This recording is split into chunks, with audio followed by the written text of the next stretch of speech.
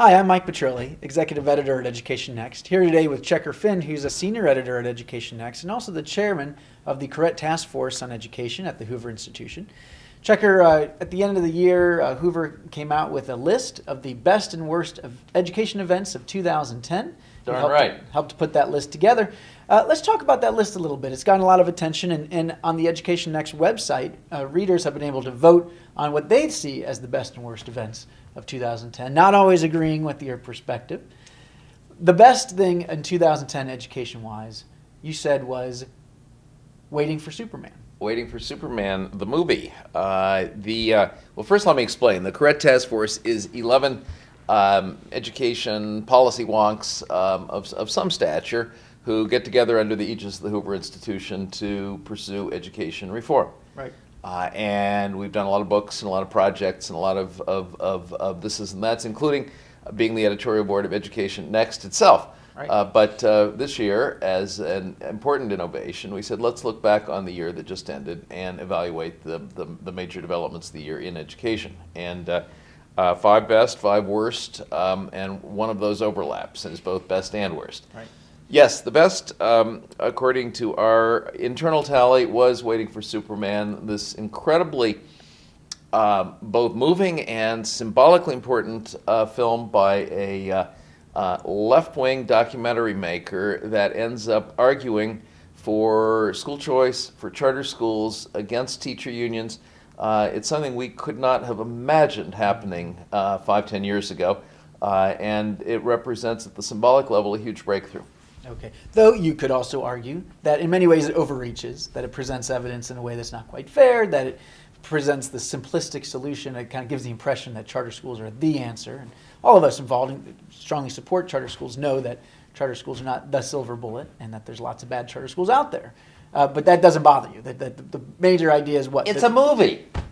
It's a good movie. It's a documentary movie. It's an evocative movie. Movies are not, on the one hand, on the other hand, scholarly debates. They try to make an emotional point, and this movie makes it very powerfully. Okay.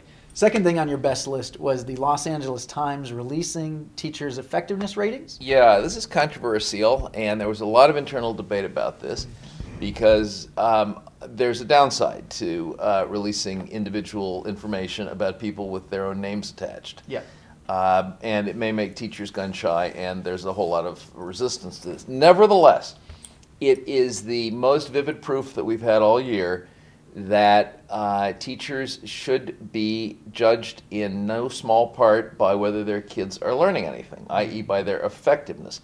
Not by their credentials, not by how many graduate degrees they've got, not by how long they've been on the job, not by so forth and so on, but actually by whether their students are learning anything. And the fact that the Los Angeles Times, again, mainstream media, puts names on the front page saying, you know, this teacher is more effective than this teacher. Yeah. Mike is more effective than Checker. Checker is more effective than Mike. This is a breakthrough. Yeah. Well, again, I disagree. Not only that Checker is more effective than Mike, but Checker is more effective than Mike, and you can disagree if you like. But this is another important symbolic moment. Go ahead. What's wrong with it? But the concern is, you know, it's one thing to use value-added scores to evaluate teachers, for that information to go to principals, maybe even to the parents of the kids that are in the teacher's classroom. It's quite something else to put it on the front page of the newspaper, especially when we know there's still lots of limitations to value-added data, that it's not perfect, and that, you know, it sends a message that what we're doing is we're out to get teachers, we're out to embarrass them, and this certainly has the potential of turning teachers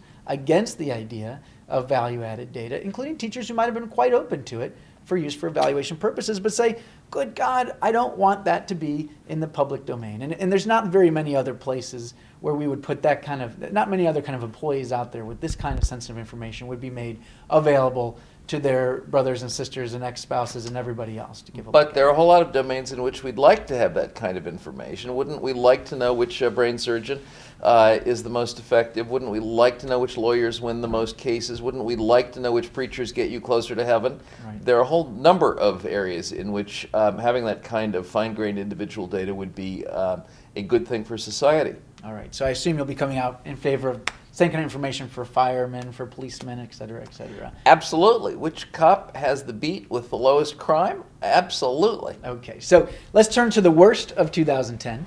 Yes. At the top, as I recall, was the fact that edu-jobs and the stimulus money, most of that just went for, just kind of keeping the status quo in place. Yeah, at a time when budgets for schools systems and schools are shrinking, Yep. to basically waste $100 billion federal dollars on maintenance of the status quo and get no reform mileage out of most of that money, Right. Minus arguably the race to the top piece.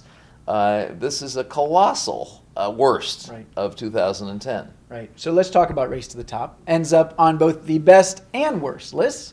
Sounds like a nice little bit of maneuvering there in the correct task force. So, all right, why on the best list? Race to the Top is the most vivid recent example of the federal government actually accomplishing something worth accomplishing in K-12 education. Actually causing some state laws to change, actually causing some attitudes to change, actually helping legitimize some practices that were not popular before. This is using competitive dollars and the lure of federal money to actually do some things that are worth doing.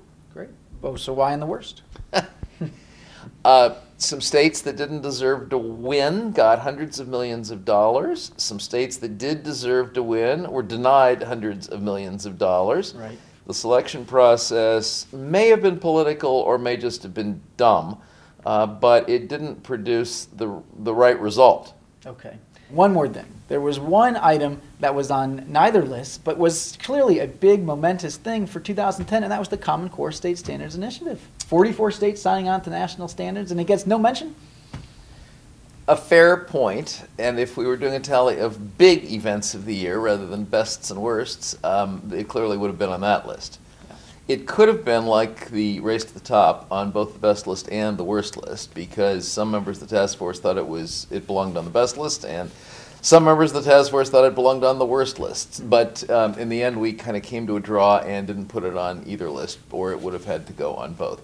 I happen to think it was basically a good and important development for America, but other members of the task force didn't. They think that it's worrisome, either because they don't like what's in the standards, math standards in California in particular, Right. Or because they are worried about the federal government sort of takeover that some people fear could follow. I think it is both a big event and a positive event, but I have to admit that after all the wrangling within the task force, the better part of valor was to just sort of give it a pass. All right, well, good. Well, I'll give you a pass on that one too, Checker. Thank you very much. Hope we can do this again in another year. We'll find out what the best and worst events in education in 2011 were. Well, I'm ready to predict them, but let's talk about it later. All right, that sounds good. Again, Mike Petrilli of Education Next here with Checker Finn of Education Next and the Correct Task Force at Hoover, signing off.